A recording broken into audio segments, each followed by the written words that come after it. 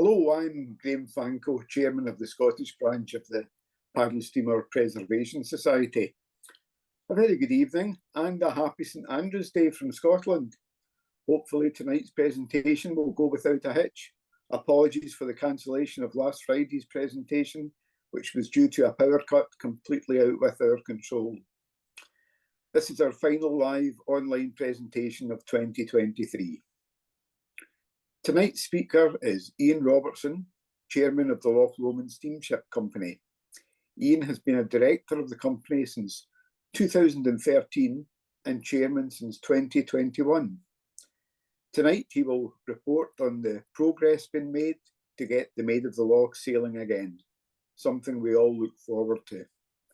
Iain will be happy to answer any questions you have.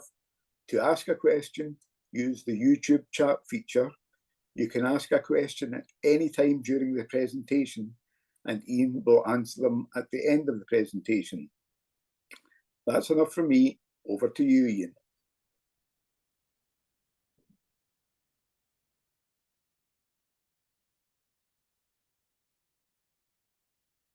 Sorry, apologies. Thank you, Graham. If you could just bear with me, folks, I seem to have a slight problem at my end. Hold on a little second.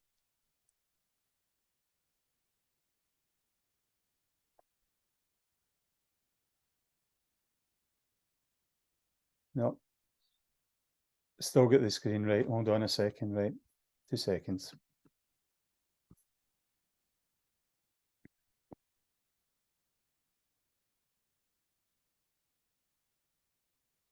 We okay? You've not got that, no? Okay, hold on a second. Sorry, my apologies.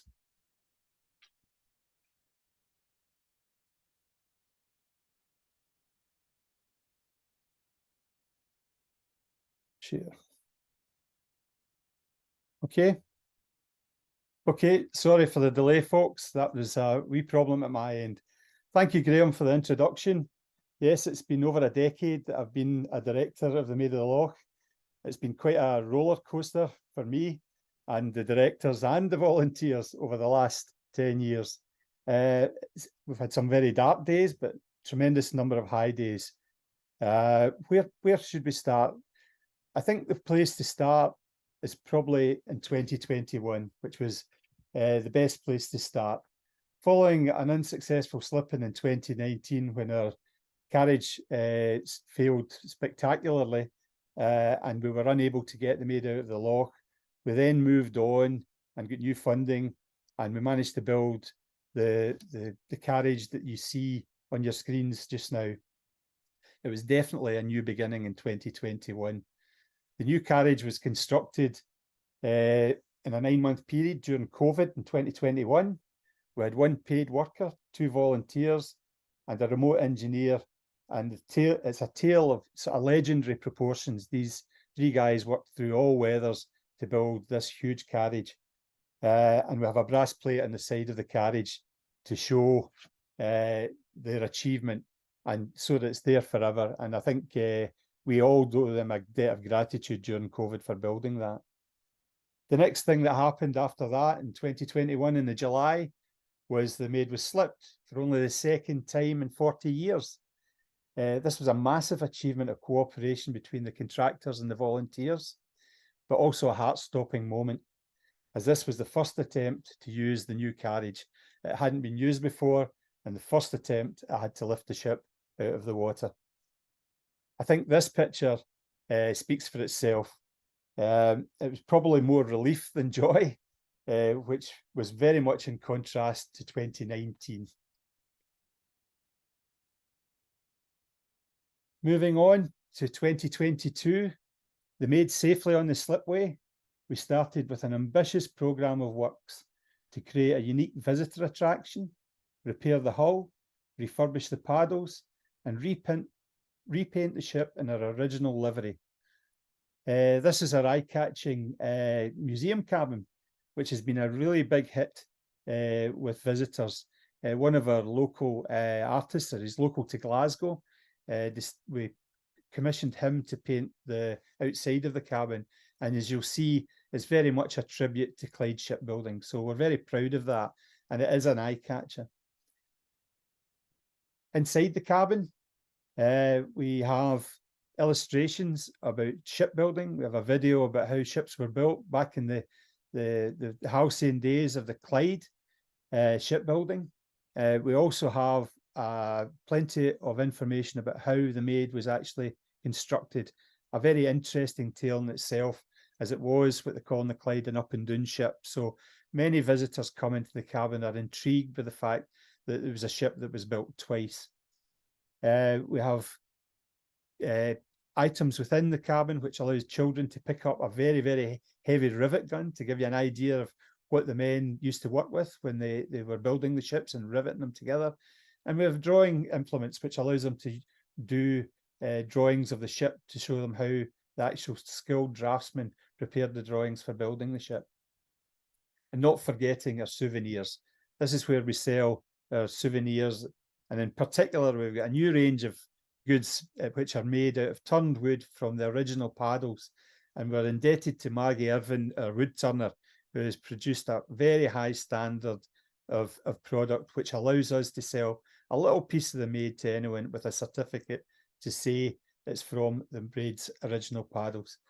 And these have been very popular, and it's been very hard to keep up with the demand. So moving on from that, that was at the start of the season.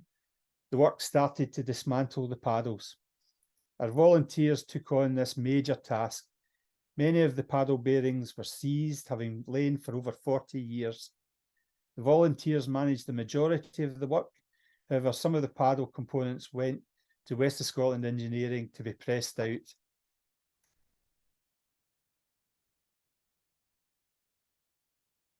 Alongside the paddle work, the cutting out of the hull began. A contract was awarded and for the hull to be repaired. Our team of volunteers cut out most of the old hull. The contract was awarded, and hopes were initially very high that the work would be completed by the end of 2022. Unfortunately, it wasn't to be. The contractor, in this case, was unable to complete the work, and work halted in the autumn of 2022. So moving on to this year, this has been a year where we have made significant strides forward, strides that have brought us much, much closer to the Maid sailing again. We started with the reassembling of the paddles. And again, the enthusiastic work of a corps of volunteers is there to be seen on the screen. It's yet another big collaborative effort with our engineers at the centre of it. Lots of components. Some of you may recognise them. The centre there is the Jenny Nettles. As you can see, it's been taken down, refurbished, rebushed, and been made ready to be reassembled. And you can see some of the other paddle components there, which have all been cleaned down and rebushed. Our thanks go to Jim Mitchell and Eddie van der Stighelen at Vantec for their professional contribution to the design and manufacture of the new bearings and sleeves, but also to Postle Shop Blasters for their efforts. We began mounting the paddles. You can see one of our volunteers there. It's quite a hefty piece of timber and components. And fortunately enough, we've got our own telehandler and we're able to lift them into place, and the guys are able to put them in place. I should point out at this stage that many of the contractors gave us what I think we would consider mates rates, and in some cases, no charge. So we're really happy that the Maid has very many willing supporters. The technique to mount the paddles improved with each one successfully positioned. Two unexpected issues arose during the process. Inconsistencies were discovered in the thickness of the steel cast components, requiring longer bolts than expected. It was also discovered there was a slight alignment problem with one of the paddle positions. Thankfully, I can report just in the last few days that problem has been resolved again by our very skilled volunteer engineers. The volunteers work on all the solutions themselves. They work very well as a team, and we get outside support as and when we can. And we know that we can always turn to our friends at the Waverley should we need any other expert advice, because they've got plenty of experience under their belt. As we progress, we hope to discuss the next stages, including fitting of the new spring beam with the Waverley.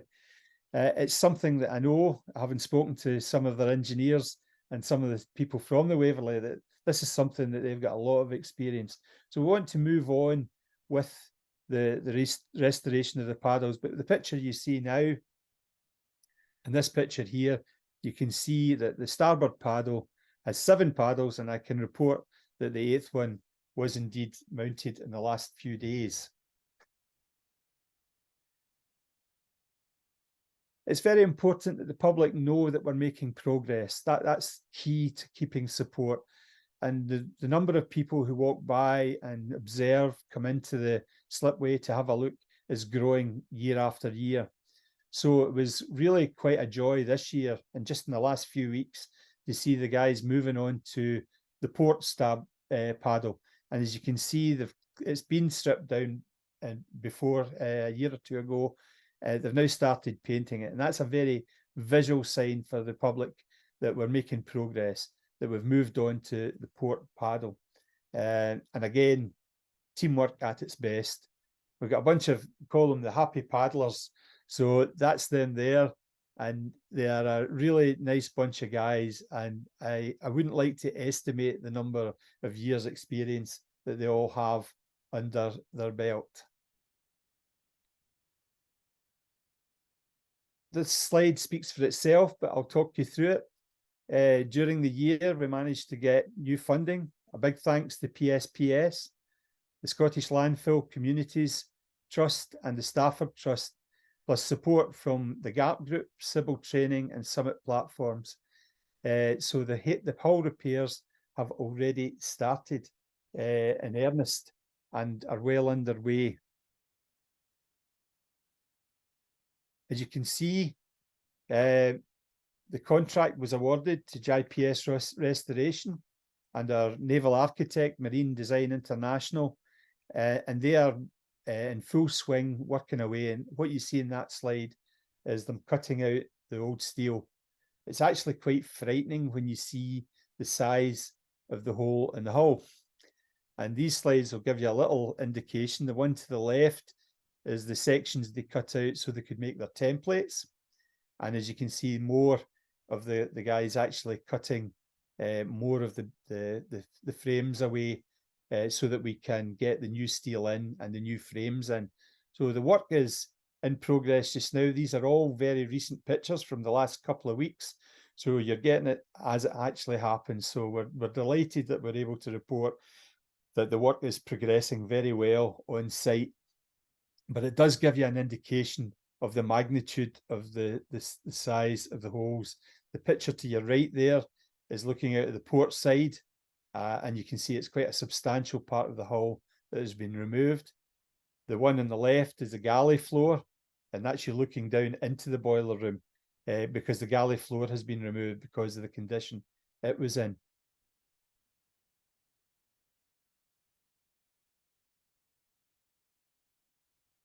The removal of the steel, that in itself is a pretty substantial job. And again, having plant and equipment on the site, having a telehandler of our own that we could use has allowed the steel to be removed from the site safely and a lot easier for our volunteers. And we're very happy with the way it's operating. We have a core of telehandler volunteers who come in and are there to assist the contractor as we move through the project. So all's going well. And as I say, these pictures are from just in the last few weeks. So the progress is moving at a pace. The work in progress, steel in transit from the Netherlands, well, that's out of date since we postponed this presentation 1 week. And that 1 week, the steel arrived and has passed through customs and is now at Barnshaw's plate bending to have the plates cut and bent to the templates for JPS to then prefabricate some of the sections on their site for then coming to the Maid to be installed and welded in place. So that slide is a week out of date, and so much has happened in that week. We're delighted with the progress, and that has given the volunteers a huge lift. And to get this done before the weather really breaks for winter is really a major achievement. And again, full cooperation between the contractor and the volunteers was at the heart of the whole process. Unfortunately, we had to say goodbye to our telehandler and cherry picker. Both of them were past their best and didn't manage to get their safety certificates, so we had to let them go. However, as one door closes, another door opens, and we have to congratulate the GAP group for stepping into the breach, and they've provided us this lovely telehandler for as long as we want, for nothing. So it is a benefit in kind, which we are hugely grateful for, and it has allowed the progress of the project, because we did think that the whole project would have stalled had we not adequate lifting equipment on site. So a big cheer for the GAP group. We're delighted to have them as a partner going forward.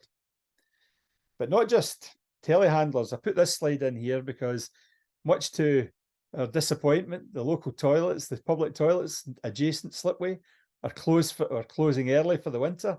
And I just mentioned it to the people at GAP, and they said, no problem at all. We'll supply you with a portaloo. So within a couple of days, GAP had provided us with a portaloo to fill the gap. Not a hugely important part of the project, but if you're in need, it's very welcome. The next thing that happened over the last few months was that we needed to get more operators trained in our telehandler. So Civil Training, another new partner for us at the Maid, stepped up and said, we'll train your volunteers on site. And that picture there's our guys on their training day with the ship in the background and our nice new telehandler. And Civil Training were very, very good to our guys, and they came and spent 2 days training our team to work with the telehandler safely. So again, another door open for us just at the right time. At the time when we needed it, there was something else there for us. But it's not finished there. You will have noticed that our cherry picker was going out the door. But again, another door again opens. Thanks to the Scottish Government-backed Rural Community-led Local Development Trust Fund, we are going to be able to purchase a telehandler like the one that is on the screen. We've identified that the telehandler, sorry, I made a mistake there, cherry picker that you see on the screen. Unlike the telehandler, we believe that we've got a long-term use for the telehandler. And one of the specifications was that we needed to be able to reach the top of the funnel. So we need a particularly large boom platform device to do that. And this is the type of device machine that we need to do that. Anything smaller, we would have ended up with scaffolding and various other types of lifting to get us in, or worse, hiring a machine in at a very expensive rate.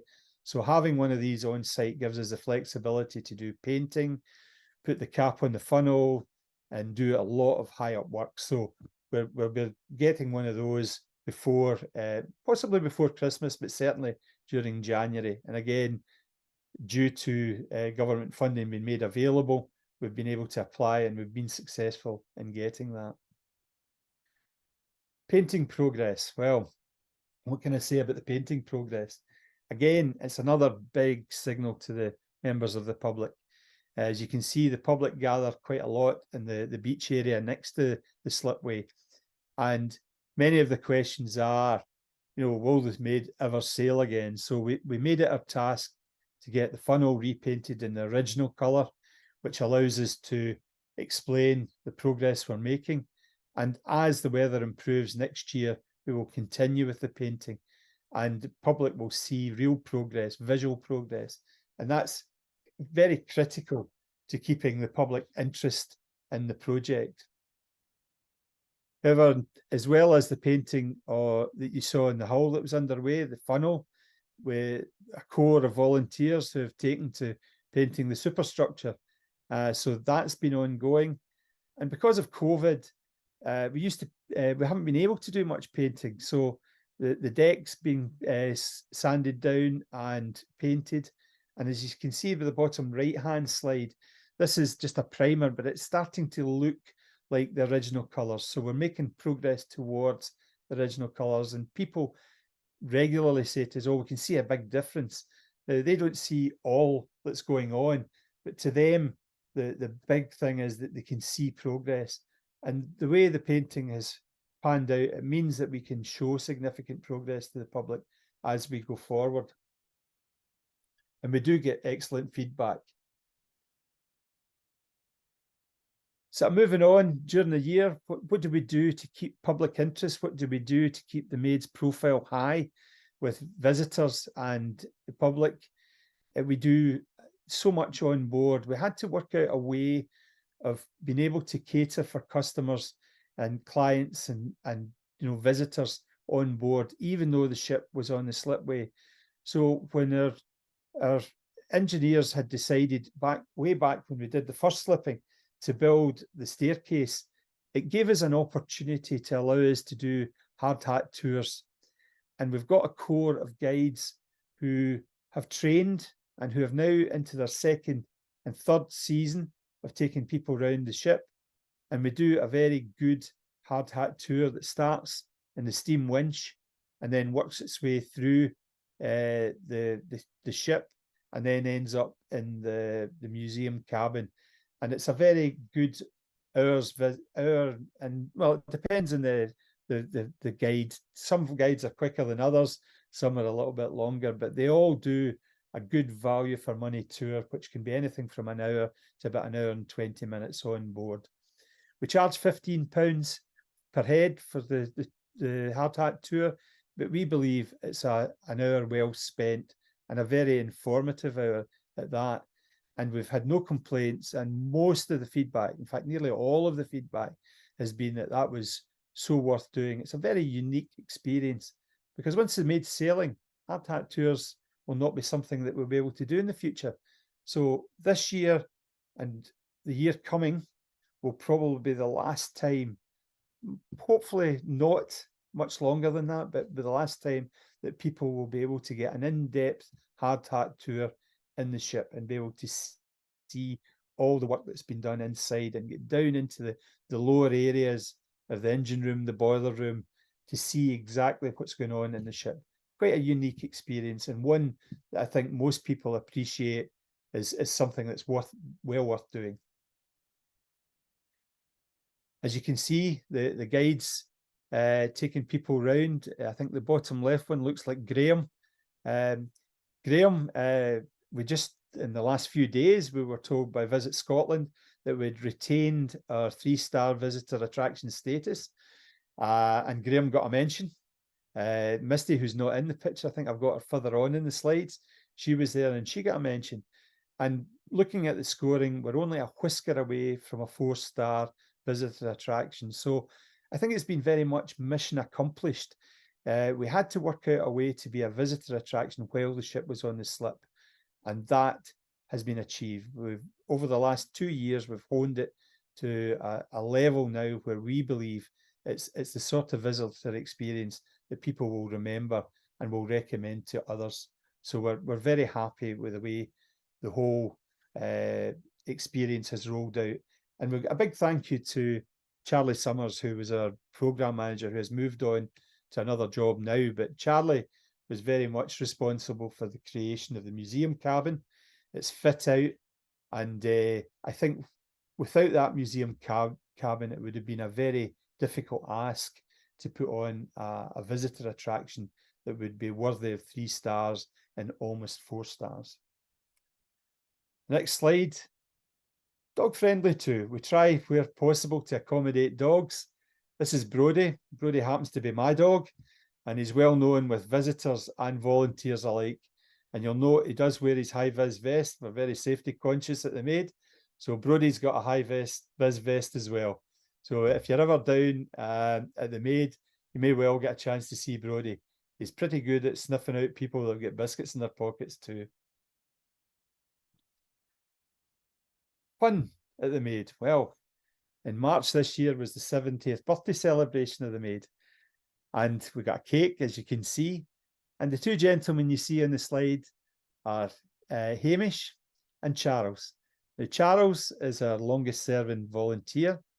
And Hamish has a very unique experience, which I want to share with you.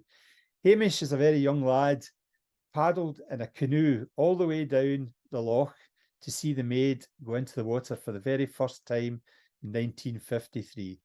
And over the years, Hamish has sanded all of the handrails on the ship, and he's been a very diligent and active volunteer all of the time that I've been a director of the Maid of the Loch. And it's really interesting to have somebody part of our team who was there on the day and can say, I was there. Well, Hamish was there, and as a young lad, and we're glad to have him there. And I sincerely hope that we're able to get the ship back in the water and sailing so that Hamish gets a chance to see the Maid going again. So we're delighted to have Hamish as one of our guys.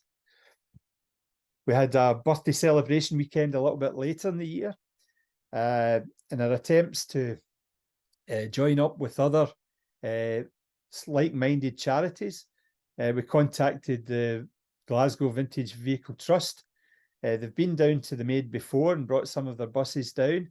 What you see in the picture there is actually a double-decker that used to run the route from Glasgow to Balloch. And the number, as you can see by the queues, it was very, very popular.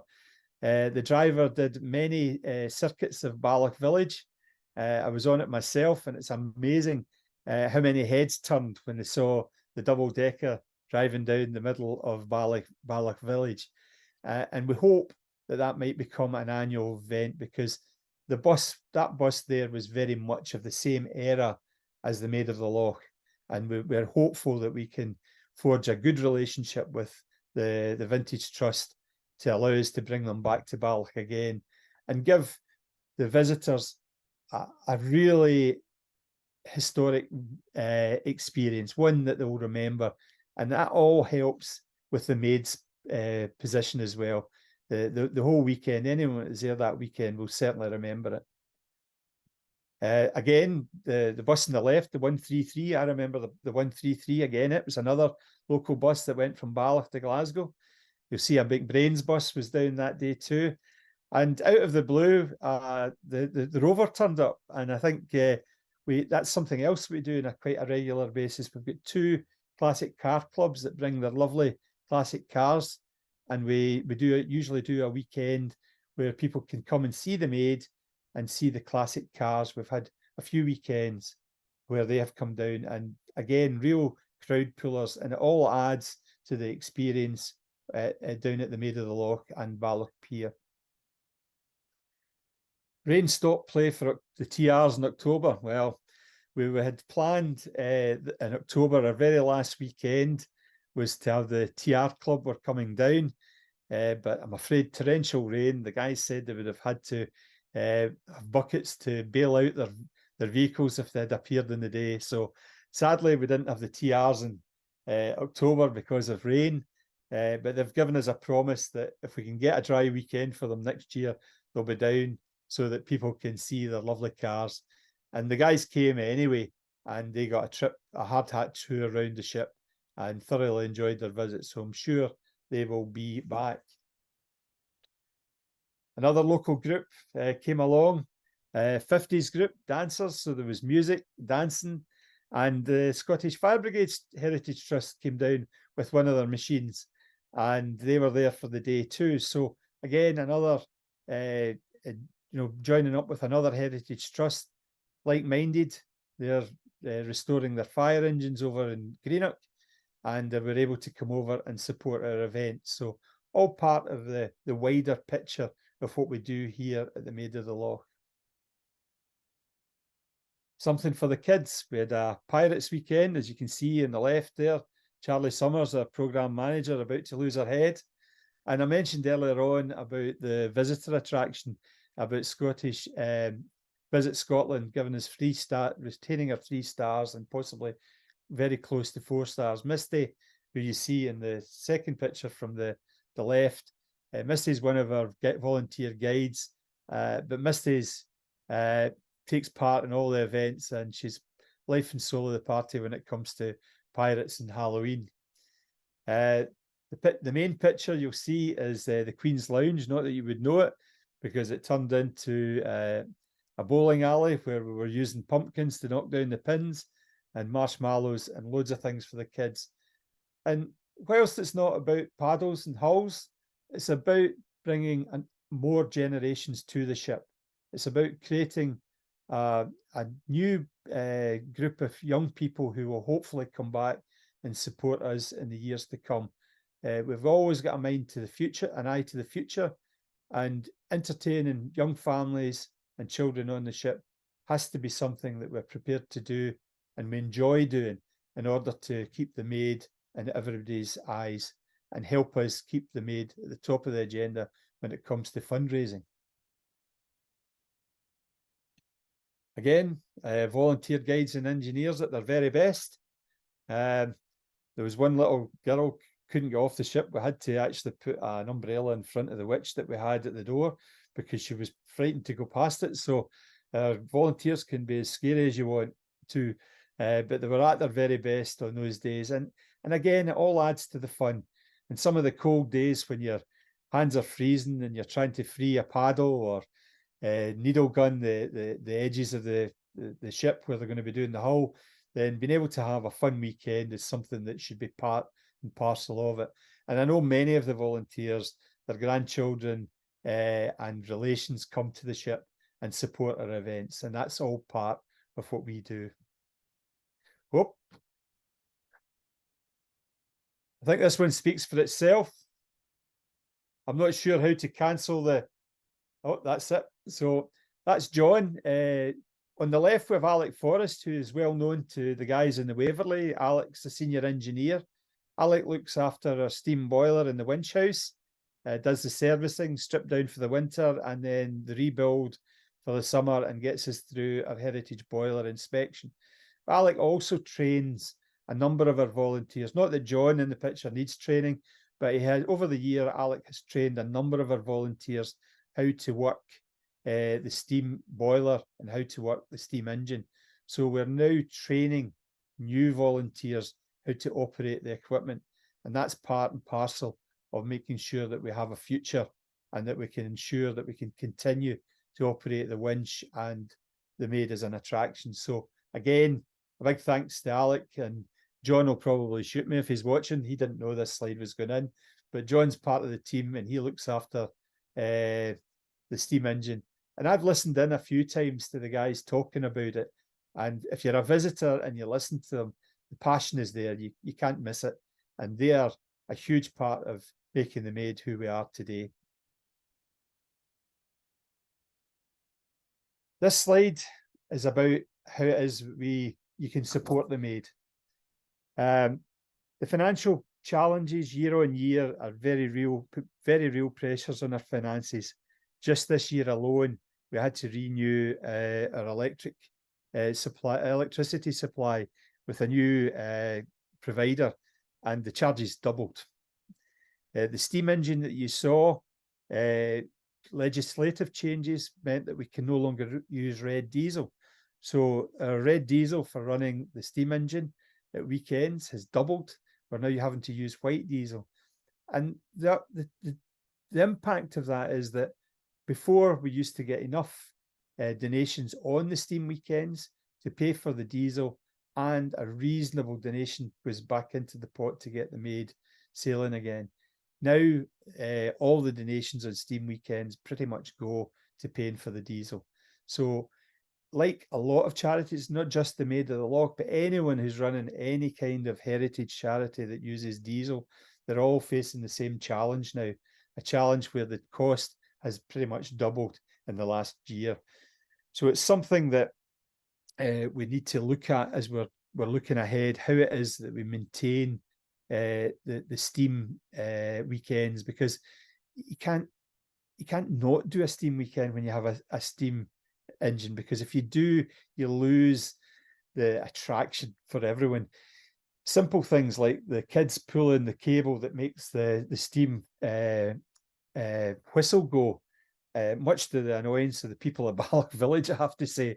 But the kids just love paying a quid to pull the cord. Although things stand now, they'll need to pay a fiver to pull the cord, but that'll be for their parents, their grandparents, and their aunties and uncles. But the challenges are there. However, the support of members of the public, enthusiasts like yourself, plays a major part of keeping the Maid afloat. Excuse the pun, but it is about keeping the Maid afloat. We hope in the year ahead that we'll be able to keep the funding coming in. We're hopeful of some good grant funding coming our way. But the key message for us now is that if the hull, finishing the hull, restoring the paddles, painting the ship in our original livery, providing a high quality visitor attraction means that we are sending a very loud signal to funders and investors alike that the Maid of the Loch will sail again. Now, up until this moment in time, I think it's fair to say that the answer was always maybe's aye, maybe's no. We could never say with certainty. But when we launch the Maid into the Loch next year, as we intend to do, we want it to be a signal to everyone that the Maid of the Loch can sail again and will sail again. We're under no illusion about the challenges that lie ahead. We know this from the Waverley, and we know this from other attractions. Getting the Maid sailing will be a huge challenge.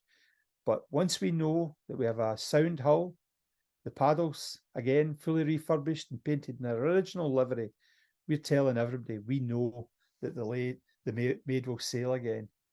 And believe you me, every penny really does make a difference. So what's next in 2024? Well, I've more or less said what's next. The challenge will be the hull finished, paddles finished. There's work to be done on the spring beam, which we'll need to find funds for on the starboard side. The paddle box will need refurbished. We'll have to up our game as a visitor attraction because we'll be determined next year to get that 4th star, make it a 4-star visitor attraction. And again, as things move forward, the painting will probably progress again in the spring, and that will be our target to get things moving again. And we'll have our new cherry picker, which will allow us to do that job. And we hope that our new partners, GAP, Summit Platforms, who have been helpful, and a lot of the other contractors who have been involved, will continue to support the Maid as we move forward. But it's an exciting time here for the Maid. And the picture you see in front of you now is not one that I knew about. It was one of my other directors, Jim Biddulph, is a great man for the archives, and he dug that picture out and he said, this is the picture we want to see. We want to see the Maid heading out onto Loch Lomond again. And that picture says it all. So with that, can I say thank you very much for watching and listening. And thank you very much for your support. And in particular, thank you to PSPS for giving me the opportunity to give you a review of where we are at the Maid of the Loch and give you an idea of what it is we do as a charity and what we are trying to do to make the Maid sail again. And one final thing, if you've not done it before, please like us on Facebook and give our website a wee visit. We're happy to take comments. Any improvements we can make, please let us know and we'll do what we can. And I'm happy to take questions if anyone has any questions. Thank you very much.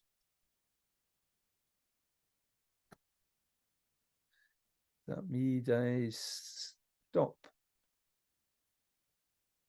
Is that me okay?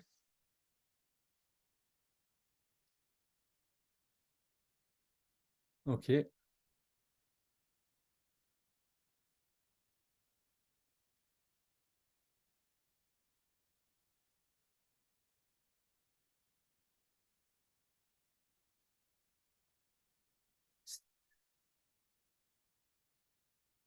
I can't see the whole thing there, Alan. Just hold on, chat at the bottom. Right, chat, sorry. Yes, my apologies. Right. I've been asked, right, yes, like to see in post medicine. Sorry, I'm missing it now. I'm not very. All right, here we go. Yes, sorry, my apologies. How much success have you had with the public appeals for missing or stolen items in the Maid, especially on the bridge? Very limited success, I have to report, unfortunately. A few years ago, when we had in fact, it's 5 years ago, when we had our 65th anniversary, it was interesting. Somebody turned up with the brass plate, the builder's plate, and said, "Oh, I can't tell you who it is, but he said to me, could I get it back to you?" So we have a suspicion it might have been the gentleman himself. But the more publicity we get, the easier it gets. I suspect a lot of the metal stuff, components that are missing, will never be seen again. I suspect they were melted down and sold on. It will be a big challenge to recreate much of what was on the ship, but that's what happens when a ship's left derelict from 81 to 95. It's a crying shame. It's a pity the charity hadn't been formed sooner and we'd been able to get to the ship sooner, but that's just where we're at. Public appeals, we try now and again. We've got more benches than we know what to do with. I suspect they're not all from the Maid, but the people that gave them think they're from the Maid, so we've got more benches than we need. But we've got the bell, we've got the maker's plate, and there are bits and pieces have filtered their way back, but not in any huge numbers. No, so unfortunately, no.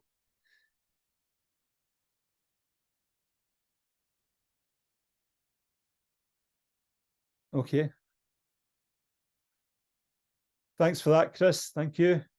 I've got one wee question that was asked just earlier on when we were having an informal chat earlier on, is about visitor numbers. I think it's fair to say that visitor numbers have not returned to where they were before COVID yet, although we are seeing an improvement.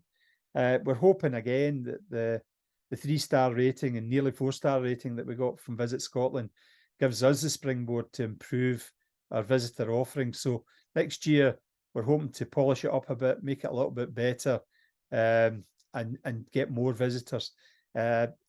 Bizarrely, in Balloch, although there's 1 million or so visitors come to Lomond Shores just next door to us, we struggle to get them to make that 200-metre trip round the lagoon to get to the Maid.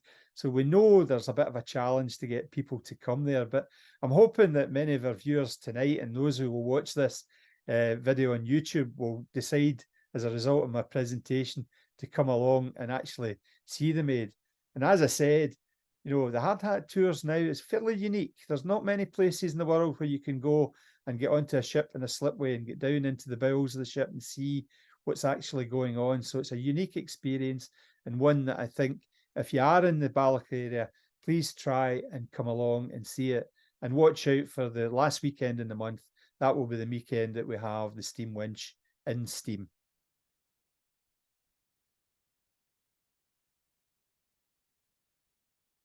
Okay. Thank you, David.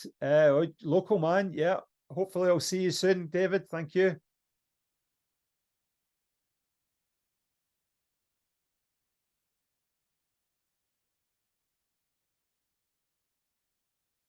Yeah. Kate, well, I've been in touch with Kay, and I think we're going to be going out on the airwaves sometime in the new year, Kay. Thanks for that. Yeah.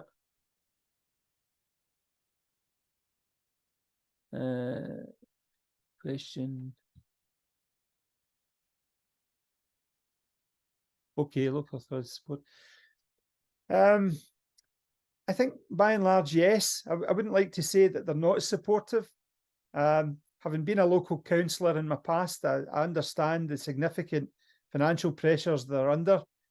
I think the challenge for us as the Maid of the Loch is to establish the Maid of the Loch as a visitor attraction and an asset, a historic asset of national importance. If you look back in the day, the ship was carrying in excess of 100,000 passengers a year around Loch Lomond. We know that the road structure around Loch Lomond is, in really in the middle of summer, it's almost impassable at times. So we can offer an opportunity to transport 100,000 people around Loch Lomond without using their car. And we also hope that people will consider travelling to Ballach by train and then go on the Maid. And again, we feel that despite the Maid being an oil-burning ship in the middle of the national park, we believe that we can actually make a huge contribution to reducing the carbon footprint of visitors to Loch Lomond. 100,000 passengers a year probably equates to between 25 and 30,000 car journeys. If we can eliminate them around Loch Lomond, then we'll have done our bit. And in doing so, we'll have given a historic paddle steamer, viability. So we need to get that message across to local authorities. We also believe it will create in the region of about 30 jobs on and offshore when the Maid sails again. So that's a message that we're trying to get across. We're lobbying to do that. And to be fair, we're only really scratching at the surface. We've got new members of the board. I've got one member of the board particularly who moves in those kind of circles and knows a bit more about it than I do. And we hope to use her expertise to get into the lobbying game a bit more and try and make them understand what the Maid can be. We can be a real catalyst for change on South Loch Lomond, both in jobs, training, and visitor attractions. So we have a lot to offer. So if you have a local councillor, for example, and I see David Kuhn is the chairman of the Ballach and Halden Community Council, spread the word, because we're not just doing this so that the paddle steamer can sail. We're doing this that the Maid of the Loch can contribute to South Loch Lomond and the people that live and work round about Loch Lomond.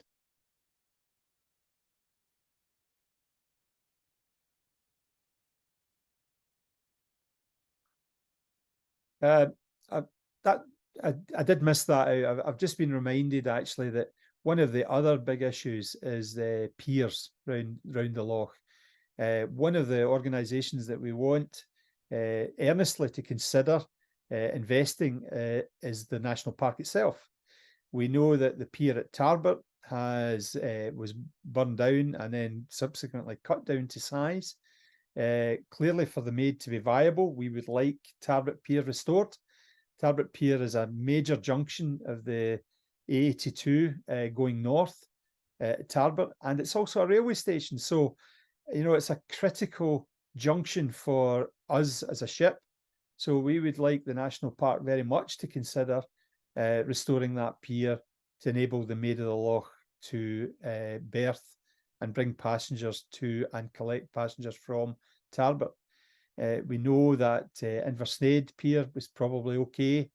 We know that Rowerdinnan Pier is structurally sound but needs a new deck. And that would be the pier if you want to climb Ben Lomond. You would get the paddler, you'd get the Maid of the Loch to Rowerdinnan and go up the Maid of the Loch up to Rowerdinnan and then climb the Ben and come back down in the afternoon, get an afternoon ship, sail back. That's important to us. So there's key piers. Luss obviously is a critical pier for us as well. Luss is a huge tourist attraction. They can't cope with the amount of cars that come into Luss Village now. So there's an opportunity again for us to bring people to Luss. None of this is rocket science, and none of it is anything that hasn't been done in the past. So we believe the Maid can do all of these things for a whole range of people. So there's a lot to play for. And we think the Maid can play a huge part in the future of our local area and nationally.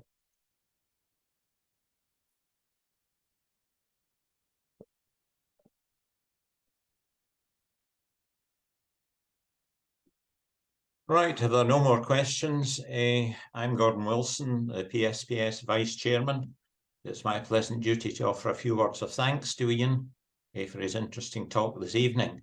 His passion for the subject, I think, was very obvious to all of us. The last time I sailed aboard the Maid was way back in 1980. So it's an exciting prospect to hear that I might be able to do so again not too many years ahead. It just doesn't seem right that a scenic area as famous as Loch Lomond does not have an operational ship, which is an attraction in its own right, as well as having the size and facilities which allow the scenery to be fully appreciated. So it's good to learn more about all the efforts being made to rectify this omission. So on behalf of everyone watching, I wish to thank Iain for his excellent presentation, and I wish the board and volunteers of the Loch Lomond Steamship Company every success in bringing the Maid back into service. In addition, it's right to thank Scottish Branch Vice Chairman Alan Smith for using his technical expertise to allow this live stream to be broadcast. And finally, thanks to everyone for watching this presentation. And please keep an eye open for further live streams in 2024, featuring paddle steamers Waverley and Kingswear Castle. If you've enjoyed this talk, please like and subscribe to the PSPS Scottish Branch YouTube channel.